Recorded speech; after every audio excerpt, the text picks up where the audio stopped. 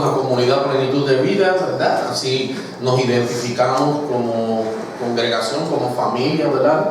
Más que una congregación, porque la palabra congregación quiere decir un aglomerado de gente que se junta, pero cuando hablamos de familia estamos hablando de relaciones, estamos hablando realmente de conexiones, de establecer vínculos, que eso es importante. Hoy en día uno de los graves problemas, y usted me va a oír hablando mucho de esto porque yo soy antisistemas.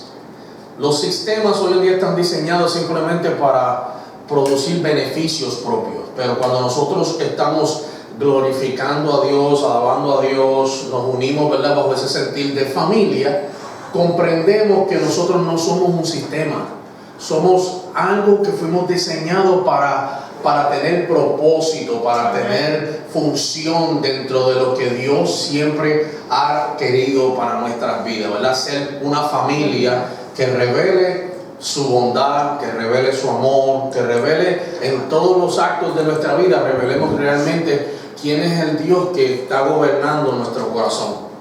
Y eso es importante porque hoy en día, cuando usted escucha a mucha gente hablar, usted podrá ver quién es el Dios que gobierna la vida de esa persona. Jesús lo dijo. Jesús dijo que donde está tu tesoro, ahí está tu corazón.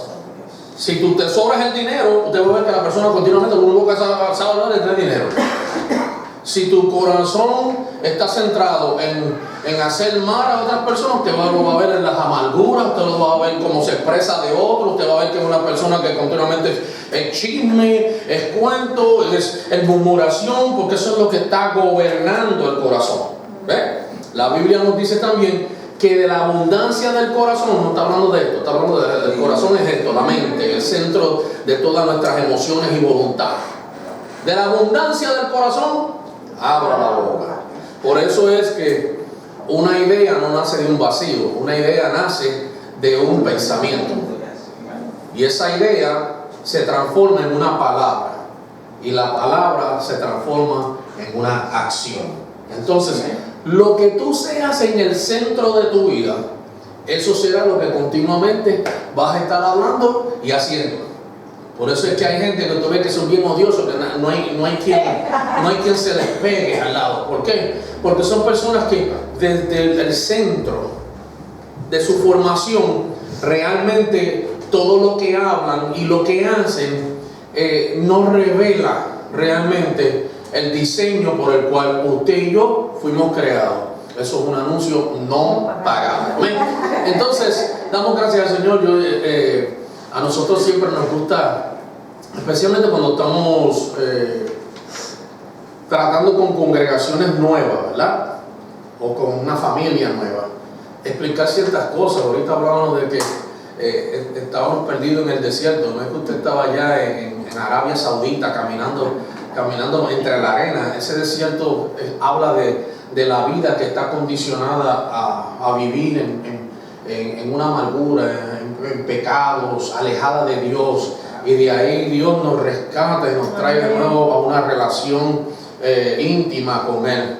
También me asusté porque mi esposa dijo: yo vengo de una relación rota. Y yo dije: pero usted yo dije, ¿cuándo me divorcié? Y cuando vi a Javier mirando, yo dije: ¿cómo si yo creo que me siento tan malo? Yo creo que por lo menos, ¿verdad?, soy pasable o aceptable. Pero en realidad, gloria al Señor, damos gracias a Dios porque todos nosotros podemos, de una manera u otra en la vida, hemos sido marcados por algo.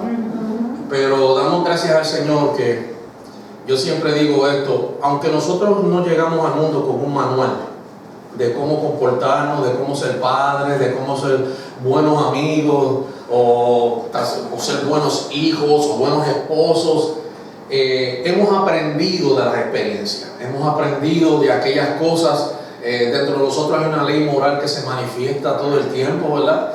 Que usted puede discernir qué es bueno y qué no es bueno. Usted entiende y aprende de sus errores, aprende de sus experiencias, aprende aún de los círculos donde usted continuamente se mueve. Usted aprende y evoluciona como persona, usted crece. Yo, por ejemplo, puedo decir de mí: yo no soy el mismo que era ayer. Vengo de un trasfondo bien, ya le conté la semana pasada, bien trágico, pero y usted nunca me oye hablando de eso porque esas cosas yo las puse, como dice el americano, en el rear mirror. Eso está atrás, eso quedó atrás. Pero hay veces que es bueno recordar, y que esta semana teníamos una conversación, Raymond, yo y Javier, es bueno recordar de dónde Dios te sacó a ti. ¿Cuáles han sido tus inicios para que en el proceso de vida no te dañe? No cambies hacia algo que no realmente revela que tú eres una persona agradecida en la vida. ¿Ves? ¿Por qué? Porque recordar a veces estas cosas te centra, te ayuda a mantenerte templado, te ayuda a mantenerte enfocado y no perder el norte de lo que en realidad debe ser tu vida. Mayormente cuando ya nosotros nos conectamos con la relación de la fe y lo que es conocer a Dios y entender la bondad de Dios y el amor de Dios y todo lo que Dios quiere para con nosotros.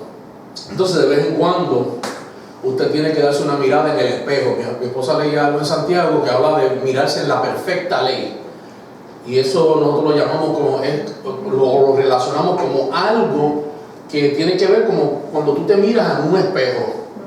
A veces tenemos que mirarnos en el espejo de la vida. ¿Qué fue mi vida y qué es mi vida hoy? Yo pude haber sido una tragedia más de la sociedad, una crisis más de la sociedad, una estadística más de la sociedad. Pero dale gracias a Dios que en este día estás de pie, que tienes abundancia de bendiciones en Dios, que tienes una familia, estás ayudando, que tienes amigos, que tienes vecinos, que tienes familia de fe que conectan contigo, que te ayudan a que esas bendiciones sean disfrutadas. Amén. Entonces, todas esas cosas son las que nos mantienen centrados y agradecidos en Dios. Amén. Entonces, eso es importante. En el día de hoy, pues vamos a entrar ya en materia de trabajo. Nosotros sabemos que llevamos un tiempo hablando de la salvación, y esto es importante porque cuando estamos guiando una familia, mírenlo como un proceso natural. Cuando los hijos nacen, la vida de los hijos es una instrucción continua. ¿A qué? Porque el final nuestro o el norte nuestro es que esos hijos que tenemos un día sean hijos productivos en la sociedad. Todo padre tiene que tener eso. Si usted no vive eso, hay algo mal con usted. Todos nosotros tenemos el deseo de ver que nuestros hijos avancen, progresen, sean todo lo que pueden ser en la vida. Eso es importante. Entonces, como familia, comenzamos a establecer fundamentos. Desde pequeños le empezamos a enseñar, a impartir moral, dándole información, corrigiendo comportamientos. Muchas veces examinamos hasta las maneras de ellos pensar y reaccionar ante las cosas. Los ayudamos a tener un buen sentido común en la toma de decisiones que hacen, porque queremos el bien. Entonces, como familia, eso es lo mismo que hacemos aquí. Aquí estamos instruyéndole, enseñándole para que en el desarrollo de la vida usted entienda su caminar con Dios y entienda en realidad qué es lo que Dios quiere para mí como Padre eterno y qué es lo que me va a beneficiar a mí en el proceso de este caminar. Entonces, hemos estado hablando de la salvación. Vimos como una familia, Dios desde el principio tuvo el propósito de rescatar, salvar, eso se llama redención, salvar una familia para Él. Hijos, y lo que Él veía en todos nosotros era la misma vida de su Hijo. Él veía a su Hijo Jesucristo manifestado a través de todos nosotros. Yo no estoy diciendo que usted sea Cristo, lo que estoy diciendo, o que yo soy Cristo. Yo lo que estoy diciendo es que yo fui diseñado para expresar a Cristo. Amén. Entonces, Cristo, como el Hijo eterno, vino a la tierra. Ahora quizá a muchos les llegue el 20 en esto. ¿Por qué tuvo que venir Jesús aquí y caminar entre nosotros y ser como nosotros? Bueno, por eso mismo, porque Dios quería que su familia terrenal, la creación, se pareciera a su Hijo. Y como Él quería que se pareciera a su Hijo, Él nos tuvo que dar el modelo, quien nos enseñara a vivir una vida conectada, bendecida, próspera, en Dios y vimos el costo de eso. El costo de eso fue, el hombre tuvo que morir. A veces a nosotros nos parece injusto, pero si Él no lo hace, la familia de Dios, la creación de Dios, se hubiera echado a perder. Porque el hombre un día tomó una decisión, la cual lo separó, lo alejó de su creador, comenzó a vivir en su propio razonamiento. Y el propio razonamiento del hombre, vemos hoy en día dónde está. Un mundo escaso de amor, un mundo que ahora se fomenta en el odio, en el amor al poder, en el egoísmo, en la lucha por dominar, y todas estas cosas. Vemos que eso proviene de la naturaleza caída del hombre, cuando el hombre vive desconectado de su fuente. Ahora, cuando Dios gobierna el corazón, cuando Dios, y no estoy hablando de este corazón, ya sabes, cuando Dios gobierna tus pensamientos, tus emociones, tu voluntad, cuando Dios gobierna tus decisiones, podemos ver que entonces nuestro accionar es muy distinto. Antes de conocerle a Él, nosotros teníamos reacciones contrarias, ¿verdad? Por ejemplo, alguien te hacía mal, brother, te las ibas a ver conmigo porque te las iba a ver. Pero entonces nos encontramos con un libro llamado la Biblia, donde hubieron escritores, ¿verdad?, que fueron inspirados por Dios, gente que fueron transformadas por esa vida, por ese caminar con Dios. Cuando tú comienzas a caminar con Dios, tus pensamientos comienzan a cambiar, tu manera de vivir comienza a cambiar, tu manera de accionar comienza a cambiar. Y esto no se trata simplemente de moral, se trata de una vida en el Espíritu, y esa vida del Espíritu trata cómo nosotros vivimos ante Dios. O sea, estamos haciendo su voluntad. Una cosa es tu voluntad y otra cosa es su voluntad. Y no estoy hablando, cuando hablo de su voluntad, no estoy hablando de que usted tenga que pertenecer a un círculo religioso. Estoy hablando de una conexión, de un abrazar de fe, de comprender que Él es el dueño absoluto de todas las cosas y es quien te bendice todos los días. Es reconocer que por la gracia de Dios tú eres quien eres y estás donde estás. Amén. Entonces eso es importante, que tú entiendas que este caminar es conectado a Él. Por eso yo desde un día que entendí le entregué mi vida al Señor. Y hago las cosas de Dios, me divierto en el mundo, hago todo lo que tengo que hacer aquí, porque la creación de Dios es para eso, para nosotros disfrutarla, pero a la misma vez entiendo que mi tiempo para Él, mi conectividad con Él, mi tiempo, esto que estamos haciendo se llama edificar. Edificar, estamos construyendo más de su vida en nosotros, aprendiendo más de las cosas para poder vivir en una relación íntegra con Dios. Ese es nuestro caminar. Entonces se lo estoy simplificando porque puedo venir a traer una cátedra de teología aquí y usted salir aquí como que ¿qué fue lo que dijo al final del día? Pero yo quiero que usted entienda con claridad que esto se trata de Él manejando su familia. Se trata de un padre que tiene un cuidado tan especial por sus hijos, que Él quiere que su familia avance, que Él quiere que su familia prospere en medio de un mundo que está lleno de sistemas y estructuras que no complementan la voluntad y el pensamiento de Dios. Y por eso es que hoy venimos con esta temática, el reino inconmovible de Cristo. Hoy en día cuando miramos, y acabo de decir que el mundo está lleno de sistemas y estructuras, y nosotros podemos ver cómo están esos sistemas y esas estructuras diseñadas. Podemos ver cómo el mundo hoy mismo estamos enfrentando diversas crisis, y esas crisis están produciendo diversas opiniones, aún entre nosotros mismos que nos sentamos a escuchar la fe. Podemos estar divididos por partidos políticos, podemos estar divididos por creencias, podemos estar divididos por inclinaciones, ¿verdad? Alguna gente, aunque viven en esta nación siendo libre y todo eso, favorecen sistemas opresivos, que a veces usted dice, pero ¿dónde está el sentido? Porque si estamos viviendo en libertad, ¿por qué nos vamos a amarrar a eso? Para vivir en esclavitud, para vivir, ¿verdad?, bajo un régimen opresivo. Y tenemos diversas opiniones. Si, por eso es que la iglesia no es un lugar para debatir, o la congregación, o el cuerpo de Cristo, no es un lugar para debatir política del mundo. Porque la política del mundo nos separa. Pero el reino de Dios tiene una política. Todos estos conceptos no son separados de la vida del Espíritu.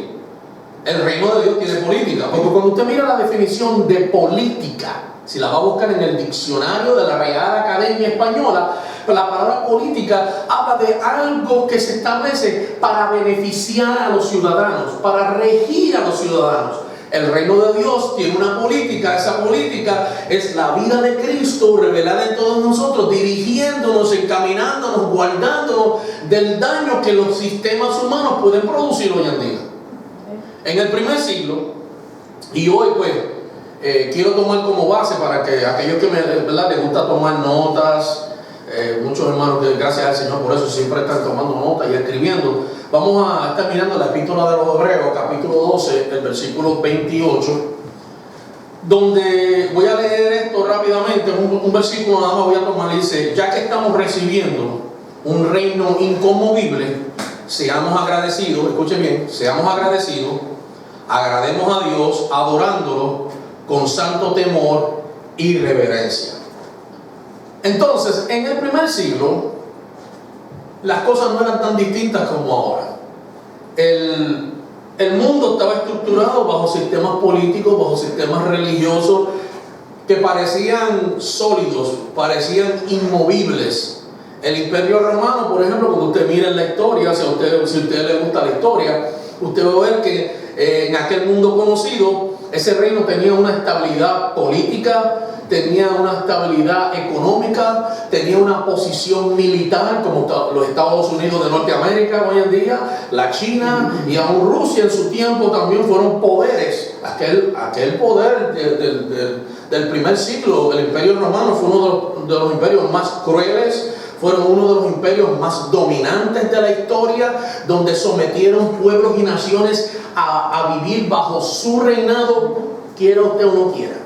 Yo lo miro o lo comparo a lo que hoy en día es un sistema comunista, muchas veces, ¿verdad?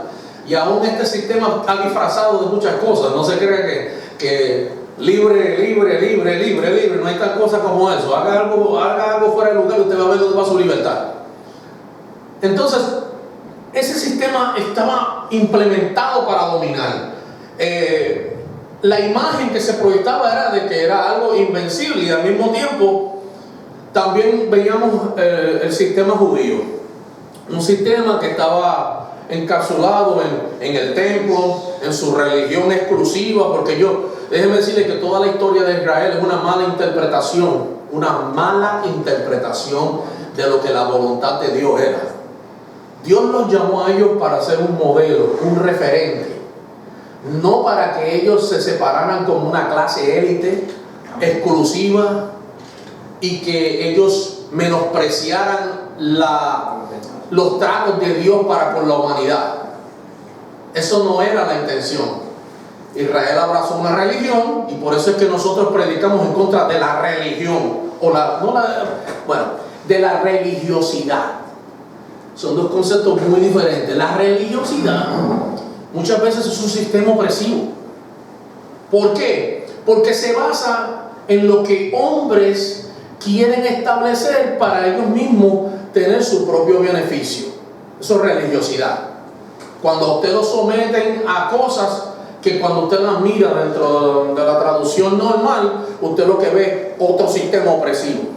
Otra cosa más que se parece a más de lo mismo, pero a veces con otro disfraz. Y esos sistemas, nosotros predicamos en contra de eso. Ahora, la religión, la verdadera religión, Santiago habla y dice: ¿qué es esta? Es inmaculada. Quiere decir que es perfecta, no se mancha. La verdadera religión, ¿qué nos dice? Es una expresión del amor. ¿Por qué? Porque Santiago dice: y esta es la verdadera religión. Visitar a las viudas y a los huérfanos en su necesidad. Esa es la verdadera religión. Cuando nosotros ayudamos al prójimo, cuando amamos al prójimo, cuando le hacemos bien al prójimo, esa es la verdadera religión que Dios quiere, no la religión que muchas veces estamos viendo hoy. que este grupo es metodista, el otro es católico, el otro es luterano, el otro es pentecostal, el otro es bautista, pero el presbiteriano. Eso no es la religión. No es, o al menos no es la religión del reino. La religión del reino es una expresión de amor libre.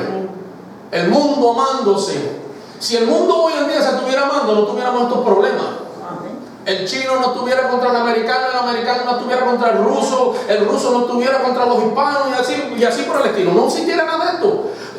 Coexistiéramos juntos como un organismo, una familia que corresponde a la voluntad de Dios.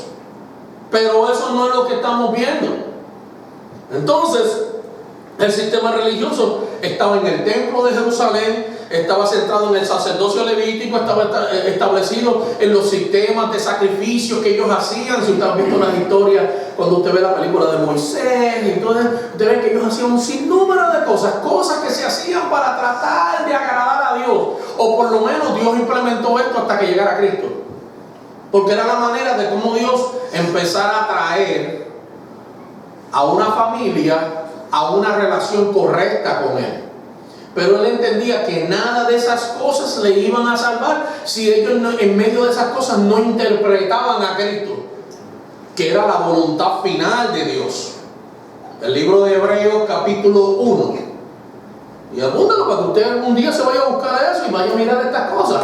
Hebreos capítulo 1 dice que Dios, habiendo hablado a través de los padres y de los profetas, en este tiempo o en el postrer tiempo, nos ha hablado por medio del Hijo. ¿Ven? La voluntad final de Dios en el idioma original, esa palabra habla de que Dios es la última o la final palabra o expresión de Dios. Fuera de Cristo, más allá de Cristo, no existe ni Mohammed, ni existe Gandhi, ni existe ninguno de los hombres que se pueden levantar hoy en día a traer una palabra que dice: yo tengo una nueva palabra, y si ustedes debajo de mí no hacen esto, aquello y lo otro, ustedes nunca llegarán al reino de Dios. Eso es falsedad. Cristo es la última palabra. Por eso es que nosotros, nuestro mensaje es cristocéntrico. Cristo como el centro de todo, Cristo como la finalidad de todo, Cristo como la voluntad de Dios revelada, a la cual debemos todos obedecer. Por eso es que tener a Cristo, ahora te entiende esto, tener a Cristo es tenerlo todo. Porque usted comprende toda la voluntad de Dios, usted comprende todo el deseo de Dios. En Cristo usted entiende lo que es familia, en Cristo usted entiende lo que es propósito, en Cristo usted entiende lo que es su voluntad, en Cristo usted va a entender lo que es vivir. ¿Ven? Vivir con sentido. Alguna gente vive simplemente sin encontrar sentido en la vida. Y eso es lo que nosotros tenemos que entender. ¿Por qué Dios hace esto? ¿Por qué Dios siempre busca que nosotros estemos en Cristo y no fuera de Cristo? Fuera de Cristo usted cae en sistemas. Fuera de Cristo usted cae en estructura. Y aunque estos eran los sistemas establecidos en aquel entonces, los creyentes judíos estaban enfrentando un dilema profundo. Y estoy hablando ahora no de los que seguían una religión, sino de los que comenzaron a abrazar una fe. Porque cuando la gente se cansa de la religión y encuentran a Cristo, encuentran la verdadera fe. Esto es importante. Tenemos que cansarnos de los sistemas religiosos. Tenemos que cansarnos de las cosas opresivas. No es que nos vamos a levantar en armas. No es que vamos a ahora formar un ejército para ponernos a pelear con nadie. Porque nuestra lucha, la Biblia dice que no es contra carne ni sangre. Esto no es contra ser humano contra ser humano. Sino dice contra principados, contra gobernantes de las huestes celestiales de maldad. Está hablando aquí de autoridades, está hablando aquí de magistrados, está hablando aquí de sistemas establecidos que luchan para que usted y yo no tengamos una fe. Tan pronto la fe se reveló en el primer siglo, ¿qué hizo el Imperio Romano? El Imperio Romano tuvo un tiempo que permitió que hubiera lo que se llama sincretismo. El sincretismo no es otra cosa que usted quiere servir al diablo, tú quieres servir a Mohammed, tú quieres servir a Gandhi, yo quiero seguir a Jesús. Diferentes religiones se unieran siempre y cuando usted le estuviera pagando impuestos al gobierno. Ellos estaban tranquilos con eso. El problema fue que un día la fe penetró el sistema del gobierno. Y hubo un hombre, llamado Cornelio en la Biblia, uno de los grandes generales del ejército romano, que abre su casa para que la fe llegue a transformar la vida, no tan solo de su casa, sino de todos aquellos que estaban bajo su dominio. Porque en aquel entonces ellos tenían esclavos y todo eso, y eso era normal. Dentro de ese sistema eso era normal. Y ahora llega la fe, escuchan la palabra de la predicación, el hombre se convierte, su casa se convierte. Convertirse no es que usted pase al frente y levante la mano y me diga también yo quiero a Cristo. Usted puede estar sentado ahí y decir, Cristo, yo te entrono en mi vida y tú eres el dueño. Usted no necesita que yo le esté poniendo la mano, ni lo esté escupiendo, ni tirándole aceite, ni haciendo nada, ninguna de esas cosas. Usted me va a conocer, yo soy bien centrado en lo que es mi libertad en Cristo. Hay gente que yo siempre me han escuchado decir esto, hay gente que está convertida y no lo sabe todavía. Pero ese es mi trabajo, aclarárselo para que usted entienda que usted está salvo. Y a veces usted quizás no comprende ni que la salvación ya llegó. ¿Por qué? Porque hay un sistema establecido que te dice, pasa al frente, levanta la mano, bájate, súbete, tírate para atrás. No, hermano, ahí usted sentado, usted puede abrazar una fe y decir, yo te dejo entrar en mi corazón y tú eres el dueño de mi vida. Y tus acciones y mis acciones van a revelar quién realmente está gobernando mi vida. Así de simple, en arroz y habichuela, como le gusta a mi hermano, en arroz y habichuela, clarito, para que usted esté claro. Entonces, una de las cosas que nosotros podemos ver, que entra la fe, abraza la fe, y ahora esto se vuelve una problemática. Porque lo que antes el imperio veía como, esos son un clan de gente ahí que se juntan y eso, ahora también se nos metió dentro de la corte, se nos metió dentro del ejército. Porque una de las cosas que el mundo está bien claro es que cuando la fe de Cristo se manifiesta, las cosas se transforman. Cosas comienzan a cambiar. Ya no hay guerra contra guerra, no hay gente contra gente, perdón, no hay nación contra nación. Ya el deseo de estar haciéndole mal al otro no está. Esas cosas comienzan a desaparecer y eso el imperio lo veía como algo que nos iba a debilitar como nación, como poder, como sistema, como estructura. Cuando tú comienzas a dejar de pensar de acuerdo a como ellos quieren que tú pienses. Si esto se le parece a algo, es pura coincidencia. Cuando la gente quiere que tú pienses como ellos piensan y que te sometas a lo que ellos quieren que tú te sometas, y que si no lo haces de esa manera, tú tienes un grave problema. Ahora la fe estaba ahí y comienza entonces una persecución. Comienzan entonces a perseguir a los cristianos por esa fe. Y aquí es donde está el problema, porque al confesar a Cristo, cuando ellos comenzaron a confesar a Cristo como el cumplimiento de las promesas de Dios, comenzaron a sufrir persecución, fueron marginados socialmente, comenzaron a tener pérdidas económicas, había gente que era pudiente y ahora hasta la riqueza le empezaron a remover por causa de una fe. Muchos fueron expulsados aún de los llamados templos o lugares donde había adoración, fueron removidos de ahí. Muchos perdieron la posición dentro de sus comunidades donde vivían. Si eran senadores, si eran personas de alta alcurnia, empezaron a perder su posición social y su posición gubernamental, y algunos incluso enfrentaron le confiscaron los bienes. Imagínense usted que tenga su casa y de momento, porque usted abrazó la fe, vinieron y le quitaron su casa y le quitaron la cuenta de banco y le quitaron todo lo que usted posee. Y muchos enfrentaron Llegaron hasta el punto que muchos, cuando vieron eso, de esos creyentes que abrazaron la fe, empezaron a titubear. Si regresamos mejor al sistema que estábamos, aunque era un sistema religioso, ya le expliqué lo que el sistema religioso es, regresamos allá mejor y nos quedamos quietos que abrazar la verdadera fe del Hijo Jesucristo, que nos transforma y nos cambia. ¿Qué hacemos? Y muchas veces, hermano, ellos hicieron estas cosas para evitar conflicto. Y yo te quiero decir algo en este día, porque aquí es donde viene la buena noticia y mala noticia. Good news, bad news.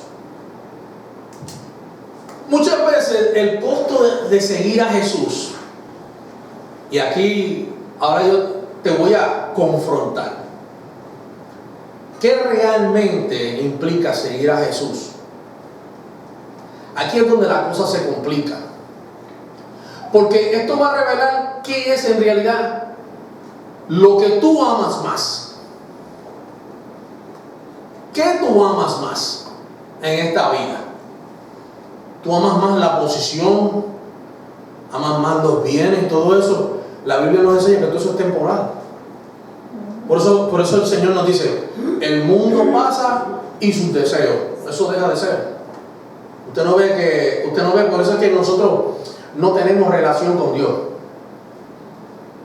Me está mirando extraño. Usted no tiene relación con Dios, usted tiene comunión. Son dos cosas muy distintas.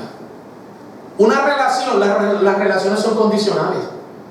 Cuando tú tienes relaciones, esas relaciones están condicionadas a ciertos factores. Por ejemplo, tú puedes tener un matrimonio y mientras las cosas vayan bien, de momento puede haber el caso de una infidelidad y la relación cambió. Ya tú dejaste de ser la prioridad. Ya el interés, el enfoque cambia, porque ya está condicionado. Si yo te perdono o no te perdono, si quiero seguir contigo o no quiero seguir contigo. El mundo también en las relaciones de amistad son así. Cuando hay relaciones de amistad son condicionadas también. Tú me haces bien, yo te hago bien. Me hiciste algo mal, ya ahí terminamos, papi, se acabó esto, el buen puertorriqueño. Ya no tenemos más conexión. Pero cuando usted tiene comunión, es tener acuerdo en común. Es como que usted inició una sociedad que es inquebrantable, irrompible. Por eso que nosotros vivimos en comunidad. Para yo vivir aquí, tengo que tener comunión. Tengo que tener acuerdo, porque si a mí no me gustan mis vecinos, Javier, Raymond, Celeste, Aida, ya me hubiera mudado de aquí. Así de simple. Si no me gustan, ya me hubiera ido. Pero cuando entramos en comunión, nos servimos unos a otros, nos ayudamos unos a otros, participamos unos con otros. Hoy en día ustedes están participando aquí, hacen una fiesta y una comunidad en su casa, y yo participo con usted. Eso es comunión. Las relaciones se condicionan, la comunión se permanece. Entonces con Dios nosotros tenemos comunión, estamos en acuerdo con Él, caminamos en acuerdo con Él. Y muchas veces el seguir a Jesús tiene un costo, porque vamos a tener que decidir en realidad qué es lo que es importante y primario para mí. Porque acuérdate, todo esto pasa, pero un día tú te vas de aquí. Todos nosotros nos vamos. Y como yo les decía a los hermanos un viernes, usted no se ha dado cuenta que cuando la gente está a punto de morirse, lo primero que quieren hacer es llamar a un pastor, llamar a alguien que venga a orar por ellos, porque no se quieren despedir de este mundo con la inseguridad de dónde van a llegar. Pero cuando usted vive en Cristo, ni la muerte, ni la vida, ni lo alto, ni lo bajo, ni peligro, ni espada, nada de esto, dice la Biblia, que nos puede separar del amor de Dios. Usted se va tranquilo, con una sonrisa. Mire, yo conocí a una persona que le dio cáncer que lo tenía regado en todo el cuerpo. Y todo el que lo iba a ver allá con lágrimas y, perdone la expresión, con moco en la nariz, salía de allí ministrado por la vida de esa mujer que se estaba muriendo ya, despidiéndose de todo el mundo, porque ella día lo que hacía era dar gracias a Dios, porque me permitiste conocerte y estar en ti. Y usted lo que esperaba era que cuando usted llegara allí, usted lo que esperaba ver una moribunda, una persona que estaba en agonía, en dolor. No digo que no tenía dolor, no digo que no tenía sufrimiento, pero ella revelaba la alegría de haber podido vivir correctamente. Ella estaba tranquila. Si la decisión de Dios es llevarme, que me reciba con brazos abiertos. Y si la decisión es sanarme y permitirme seguir viviendo, lo recibo de igual manera. Yo sé que eso es bien difícil porque es más fácil decirlo que hacerlo. Usted tiene que estar en esos calzones, como decimos, en esos pantalones, en esas faldas, para poder decir, oye, verdaderamente esto es otra cosa. Pero eso tiene un costo, hermano. Hay un costo en el seguir a Jesús y en abrazar la fe del Hijo en nosotros. Y el Señor Jesús lo planteó de esta manera. Él decía en Lucas capítulo 14, 26 al 27, él decía, si alguno viene a mí, y escuche bien, estas son confrontaciones dichas por Jesús, y no sacrifica el amor de su padre, de su madre, de su esposa, de sus hijos, de sus hermanos, de sus hermanas, y aún su propia vida. Yo se lo voy a explicar en el bicho para que usted lo entienda, porque yo sé que cuando usted lo lee de esta manera dice, ¿qué es lo que me están pidiendo aquí? No puede ser mi discípulo el que no carga su cruz y me sigue. No puede ser mi discípulo. ¿Qué es lo que Jesús está diciendo aquí? Usted tiene que dejar de amar a la persona con la que usted ha compartido toda la vida, a los hijos que usted procreó. Jesús lo que está hablando aquí es de entender, reconocer qué es lo que tú debes amar sobre todas las cosas. Sobre todas las cosas creadas, tú tienes que amar a Dios, porque Él es la razón de ser. Eso no quiere decir que Jesús no nos estaba dando un llamado a abandonar todas estas cosas, a dejar de tener estos afectos naturales. No estaba hablando de eso. Él estaba hablando de tú entender y centrar tu vida en Dios primeramente. Por eso es que en la oración del Padre Nuestro, el enfoque está siempre en Él.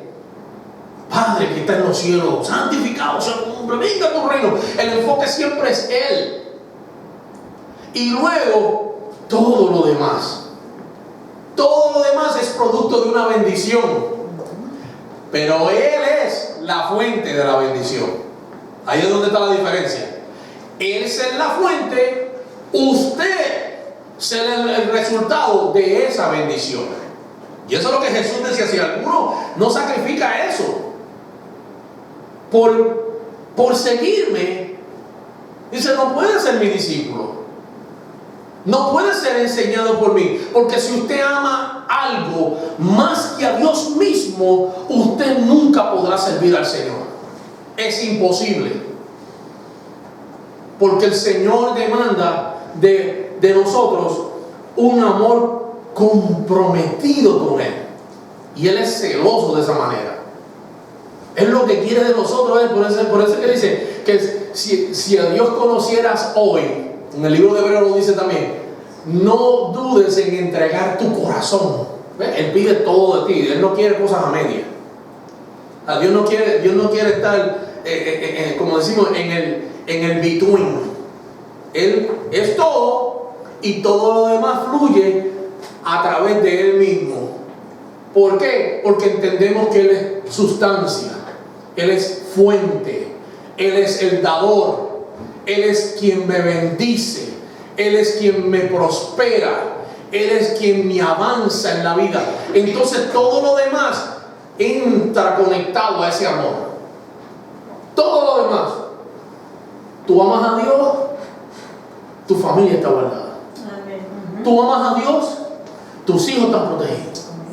Aunque tú no los veas sentados en una congregación, tú amas a Dios, puedes estar seguro que nunca estarás desamparado.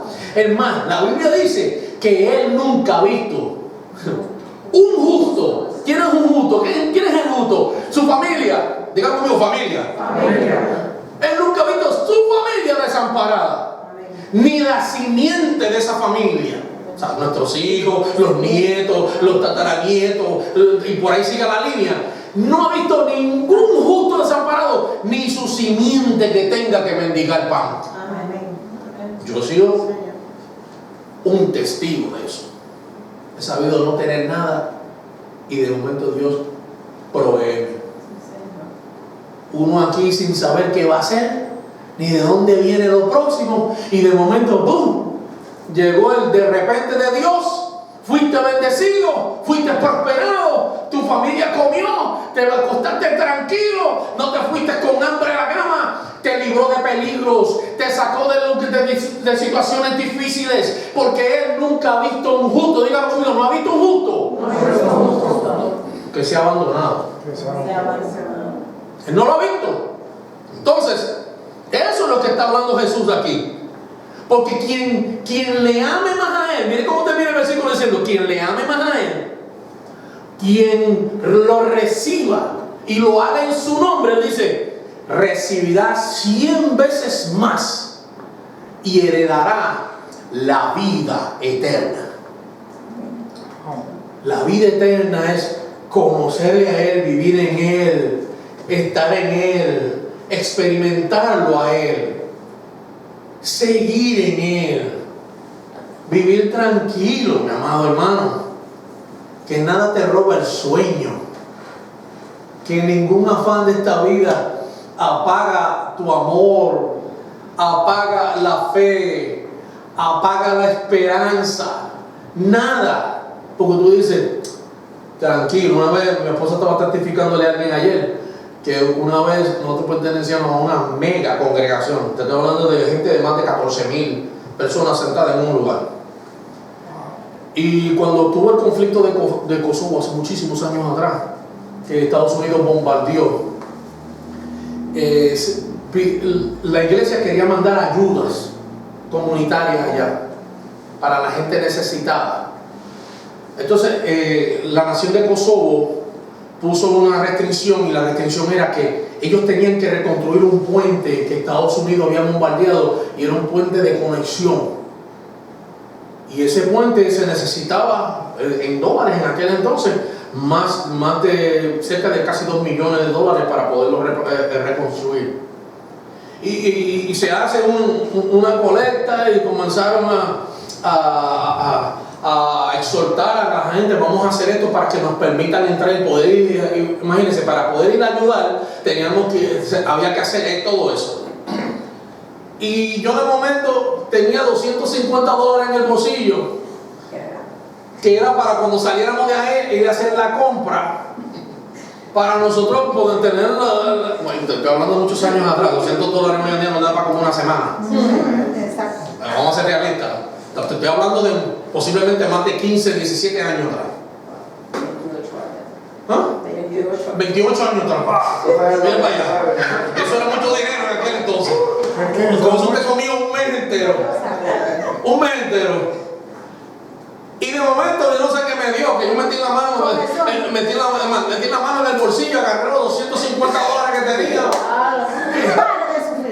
Alguna gente, cuando eso pasa, que son así como tocados, empiezan a reprender el Dios. Te reprenden así. Empiezan a aguantar. Pero yo cogí la mano y lo eché en el plato de la ofrenda. Y de luego cuando va moviendo el plato así, como que me dio un pesar, yo dije, ay Dios mío. Yo dije, esta mujer me va a matar a mí. Pero cuando miré, el que está sentado al lado mío está escribiendo un cheque. Y el cheque era por $50,000. Y yo miré y dije, espérate, que no sean 50. Y cuando miré y vi todos los ceros al lado de él, y yo dije, y yo estoy peleando por los 250 pesos. Bueno, cuando le digo a la mujer que había echado los $250, usted sabe lo que pasó. ¿Qué no me dijo? Y no hicimos una compra, eso fue domingo, no hicimos una compra. Y ya se estaba gastando lo de la alacena. El viernes, cuando yo llego a mi casa, encuentro un sobre en el piso. Cuando me hago un sobre, el sobre era del IRS. Y yo dije, esto es lo que me falta a mí ahora. Cuando abro el sobre tenía $4,000 de unos taxes que me habían aguantado hace unos años atrás. No sabía. Y yo dije, mira lo que hace Dios. 250 se volvieron. No estoy diciendo a usted que. Sí, pero después voy a decir, no, pero. ¿Cuánto me digo? Como que me van a dar 4,000. Eso no me da 4,000. Yo estoy tratando de usted un testimonio. Eso se llama un testimonio. La ofrenda voy a dar cuenta. Cuando llega la mujer por la tarde, hay una porción bíblica donde Jesús está hablando con Marta cuando fueron a resucitar a Lázaro.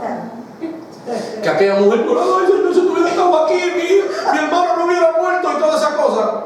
Y Jesús le dice, Marta, no te he dicho que si creyere verás la gloria de Dios. Cuando ella entró por la puerta, yo le cité lo mismo, le dije, Marta, no te he dicho que si creyere verás la gloria de Dios. Cuando le puse el cheque de los 4,000, la sonrisa era como el azul de lámpara. Porque es lo mismo que le estoy diciendo. Dios nunca ha visto un justo de esa manera. No lo ha visto. Nosotros vivimos en un reino inconmovible. Jesús también nos dijo en Mateo 19, 29. Y cualquiera que. Mire, ahora, porque Jesús primero nos dice de sacrificar algo por algo, ¿verdad? Quiere decir, ámame a mí más. Sí, Señor. A mí por encima de todo. Eso es lo que está diciendo, invitarnos a amarlo más a Él. Yo no te estoy diciendo que dejes de amar a tu esposo, pero amar a Dios, porque tu esposo se puede ir, tus hijos te pueden dejar, tu trabajo puede dejar de ser, pero Dios siempre va a estar. Amén. Eso es lo que te está diciendo. Arriba y suelta. Entonces, Mateo 19, 29, Jesús, ahora miren lo que nos dice. Y cualquiera que haya dejado esas cosas, haya dejado casas, hermanos, hermanas, padre, madre, mujer, hijos, tierra, por mi nombre, dice, recibirá 100 veces más. Amén. ¿Ve? En Cristo hay recompensa de vida. En Cristo hay plenitud de vida. En Cristo hay eternidad. En Cristo hay permanencia. En Cristo hay identidad. En otras palabras, en Cristo yo sé quién soy aunque no tenga nadie alrededor. En Cristo yo estoy bien parado y firme en la roca. Entonces, en medio de ese contexto de presión, el autor de Hebreos escribe una exhortación poderosa. Todo lo que pertenece al orden antiguo, a las estructuras, a los sistemas, puede ser sacudido, pero el reino de Dios, que fue inaugurado en Cristo, jamás será removido. Amén. Amén. Entonces, en ese contexto, el autor de Hebreos está presentando una grandiosa revelación. Todo lo que pertenece al orden temporal es lo que está construido por los hombres, porque esto deja de ser. Jesús dijo, el mundo y sus deseos pasan, eso se acaba, pero el que hace la voluntad de Dios permanece para siempre. Dígalo conmigo, el que hace la voluntad. Sí, porque queremos hacer la voluntad para vivir para siempre. Vivir para siempre no es que usted va a estar aquí en la tierra, vivir para siempre es que pueda acabar esto y usted está seguro que seguro dónde usted va a estar. Usted va a estar en Cristo. Entonces, todo lo que pertenece a este orden puede ser sacudido, pero el reino en Cristo permanece a una realidad eterna que no puede ser removida. Tú no serás removido de ahí. Entonces, voy a acabar con esto porque lo vamos a continuar la semana que viene. ¿Qué es este reino? Este reino del cual hablamos. Porque para comprender plenamente el mensaje de Hebreos 12:28 es importante que nosotros entendamos la definición o lo que en la teología llamamos la etimología de ese término que se utiliza para la palabra reino. Nosotros tenemos la Biblia en el castellano, pero sabemos que la Biblia no fue escrita en el castellano. El idioma original era el griego o el hebreo o el arameo, si usted se remonta más antiguamente al origen de la escritura. Esos eran los lenguajes donde se escribe la escritura. Por eso es que nosotros, los estudiosos de la Biblia, cuando vamos a mirar algo, no nos dejamos llevar nada más que por la interpretación. Las Biblias que tenemos corrientemente son interpretaciones del texto original. Nosotros ya como estudiosos nos vamos a mirar el idioma original. Yo, por ejemplo, tuve la dicha de poder coger un poco de hebreo, un poco de griego en mis estudios teológicos. No es que hablo hebreo, no me ponga a hablarle nada de eso, pero sí nos enseñaban a estudiar y a examinar el texto original para poder llegar a una interpretación correcta de qué es lo que Dios está diciendo. Entonces, mi tarea delante de ustedes no es venir a jugar con las emociones de ustedes ni con los sentimientos de ustedes. Mi tarea aquí es esclarecer los fundamentos para que usted también pueda llegar a una realidad correcta. Y esa realidad es Cristo en nosotros, la esperanza de gloria. Amén. No bajo mi suposición, sino lo que realmente el Señor está diciendo. Y hoy yo vine a hablar de manera introductoria a este tema. Entonces, ¿qué es esto de la palabra reino? En el griego, esta palabra es Basilea. Y Basilea lo que está describiendo principalmente es un territorio de dominio. Es un lugar donde ocurre un gobierno. Es donde un rey toma y domina esa área. Entonces, es un gobierno real, una autoridad soberana, un dominio ejercido por un rey. Y el reino es el ejercicio. Cuando hablamos de reino, estamos hablando del ejercicio de la soberanía de Dios en la tierra a través de aquello que Él llama su voluntad. Dios gobierna de una sola manera. Dios gobierna a través de su misma voluntad. Lo que Él mismo ha determinado que es lo correcto y lo necesario para nosotros poder vivir y ser acercados nuevamente a Él a través de este plan de salvación que Él ha planteado. El plan de la salvación, como yo les expliqué en unos tiempos atrás, es más que a ti te perdonen unos errores que tú hayas cometido o lo que llamamos pecado. Porque la palabra pecado en la traducción original es errar el blanco. Míralo como cuando usted dispara arco y flecha, que allá usted tiene un círculo y en el medio, cuando usted va aquí al shooting range a disparar con su pistola, el objetivo es darle en el medio. Entonces, cuando usted falla en medio, el medio es Cristo, y empezamos a errar, eso es lo que se comparaba al pecado. Entonces, en la vida natural, pecar es errar el centro, errar la voluntad de Dios, errar qué es lo que Dios quiere para mi vida. Ese es el centro, ese es nuestro norte. Siempre estar en su voluntad. Y desde donde Dios siempre gobierna es desde su voluntad. ¿Qué es lo que Dios quiere? Por eso Jesús cuando oraba decía, hágase tu voluntad. Tu voluntad, no dijo mi voluntad.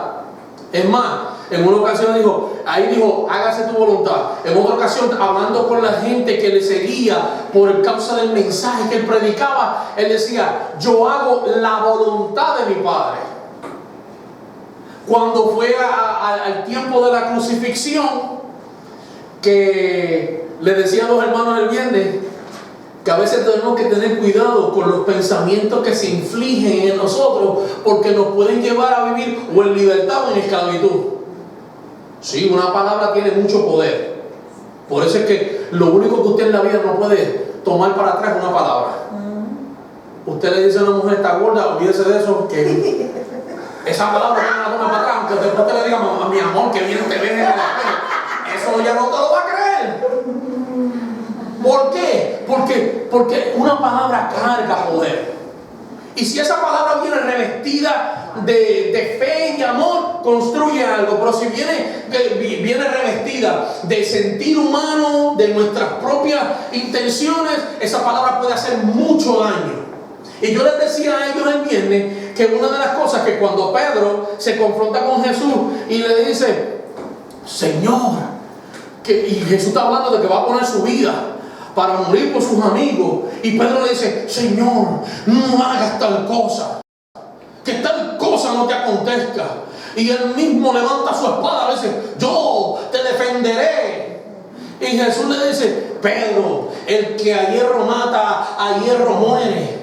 Y Pedro con esa insistencia, y Jesús tuvo que mirarse y decirle, apártate de mí, Satanás. No era que él estaba viendo el ser con los dos cuernitos, caminando detrás de él con rabito, sino veía la acción de la maldad que quería detener el propósito.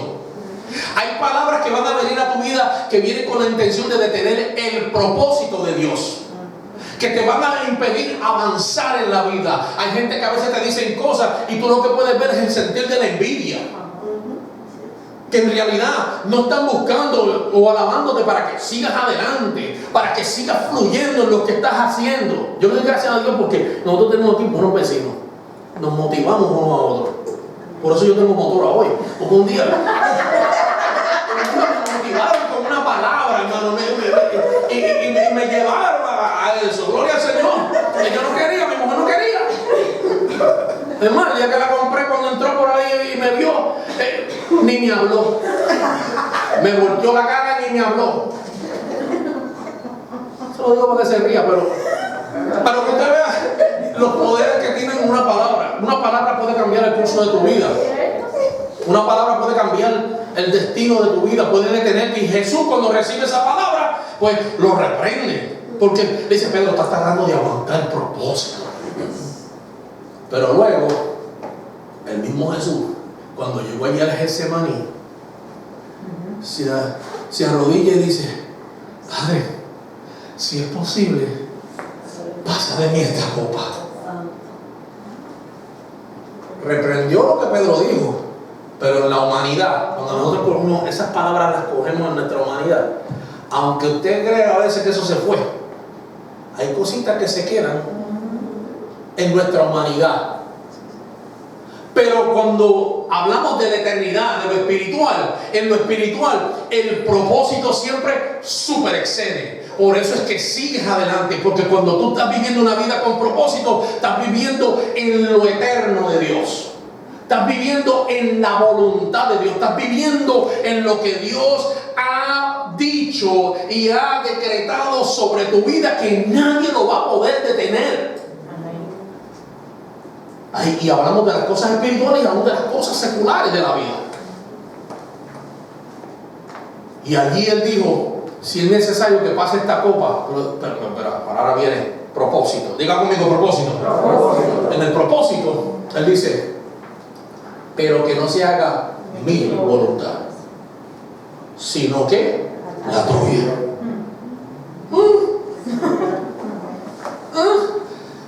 Porque la voluntad del Padre era entender que ya desde antes de la creación del mundo, antes de que las cosas fuesen, ya Dios sabía que el hombre se separaba. Y él dijo: voy a destinar a mi hijo para la redención de la humanidad.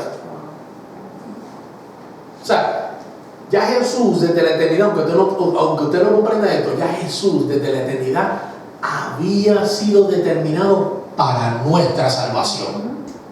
Por eso que todos los días yo le doy gracias al Señor, porque es que yo no lo hubiera podido hacer.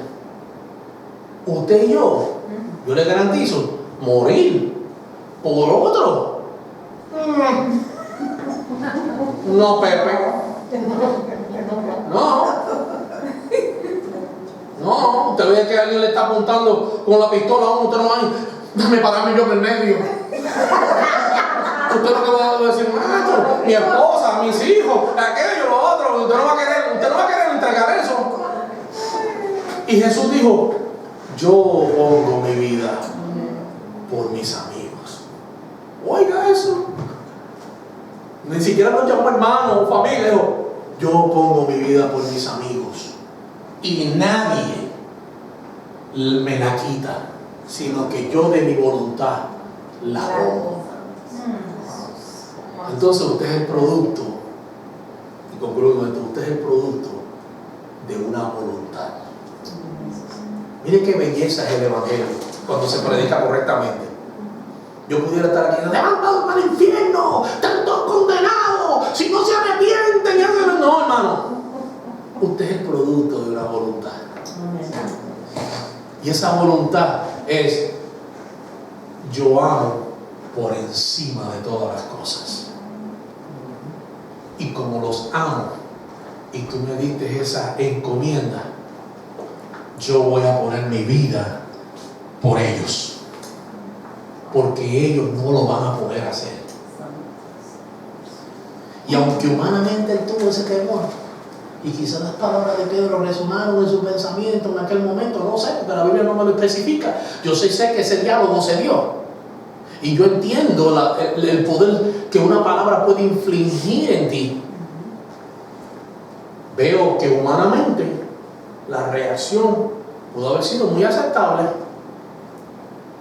pero el propósito de Dios va más allá de nuestras emociones, de nuestros sentimientos, de nuestras experiencias humanas, porque Él dijo: yo pongo mi vida por mis amigos.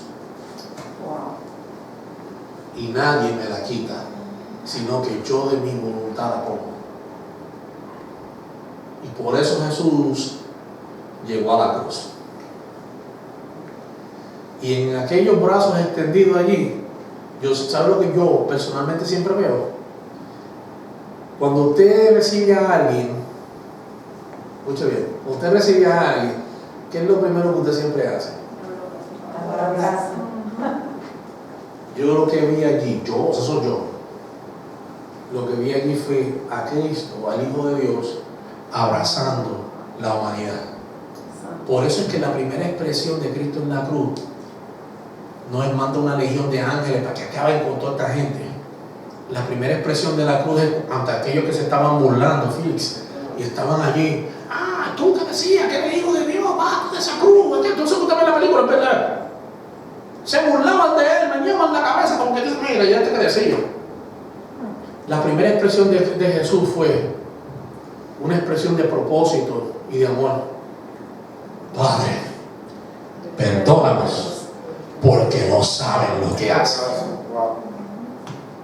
Y después el apóstol Pablo, más adelante, dijo en Corintios que si hubieran conocido la sabiduría de Dios, no hubieran crucificado al dador de la vida.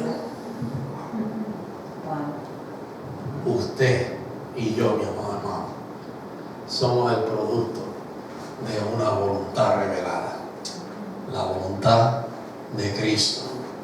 Y eso es lo que usted va a escuchar aquí. Aquí usted no va a recibir un mensaje de condenación. Aquí usted no va a recibir un mensaje de juicio. Aquí usted va a escuchar la expresión del amor de Dios.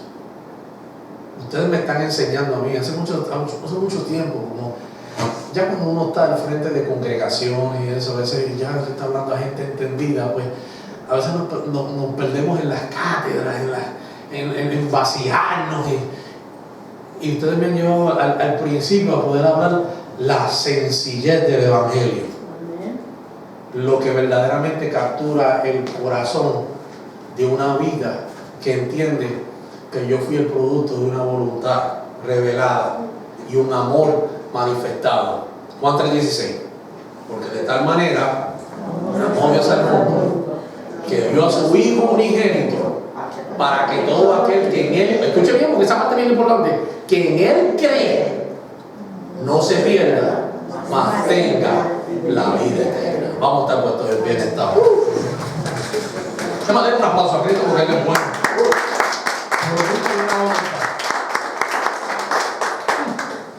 Eso es el reino inconmovible. Estamos despegando el avión. El 747 está a punto de despegar. No se pierda lo demás porque va a ser tan importante como esto que hablamos hoy. Cierre sus ojos, dele gracias al Señor. Toma un momento ahí, en su reflexión, toma un momento para decir: Señor, yo esto no lo entendía, pero hoy lo entiendo. No entendía que tu voluntad es lo que me acercó a ti, y esa voluntad se manifestó a través de tu Hijo Jesucristo, quien dio su vida por mí, para que yo hoy pueda participar de toda esta bendición. Dele gracias al Señor por su familia. Dele gracias a Dios por todo lo que por la provisión que le ha dado. Dele gracias a Dios por los círculos de influencia que tiene. Dele gracias a Dios por los amigos que tiene, por la gente que han sido beneficiosos para tu caminar. Y aún dale gracias a aquellos que nada más tuvieron una temporada en tu vida, Dale gracias a Dios aún a aquellos que quisieron hacerte mal, porque todos ellos avanzaron un propósito. Todos ellos avanzaron el propósito de Dios en ti. Y hoy en día tú estás donde estás. Tu vida pudo haber sido una crisis. Hoy en día eres el producto del amor más maravilloso que se pudo haber manifestado en el mundo. Jesucristo, el Hijo de Dios. Hoy en día tú eres parte de un reino inconmovible, donde Dios es quien gobierna, donde Dios es quien está reinando sobre todos los asuntos de tu vida, donde Dios es el centro, la visión por la cual tú hoy en día caminas y vives y te sustentas. Señor, te damos gracias, te bendecimos, reconocemos, Señor, en este día la grandeza de tu amor, de tu poder, de tu misericordia y de tu perdón. Gracias por la voluntad revelada del Hijo en nosotros. Gracias porque no ha habido más maravilloso amor que el que Cristo nos dio, Señor, allí dando su vida en la cruz, abrazando la humanidad, llevando sobre él el pecado, como lo dice Isaías 53, el pecado de todos nosotros, porque estábamos descarriados y perdidos como ovejas, Señor, pero tú fuiste al matadero, Dios mío, para dar tu vida por cada uno de nosotros. Muriste en aquella cruenta cruz para que nosotros hoy pudiéramos tener vida y reino inconmovible en ti. Bendecimos, Señor, cada hermano, cada vida en esta preciosa ya tarde, Señor, y te damos gracias por ello, por sus familias, por sus círculos de influencia, por su descendencia, Señor. Continúa reinando y gobernando sobre nosotros, impulsándonos hacia tu propósito en Cristo Jesús, Señor nuestro. Amén y amén. Amén. Otro aplauso a Cristo. A mí me gusta los aplausos. No para mí, al Señor. Quiero de verdad dejarles siempre dicho que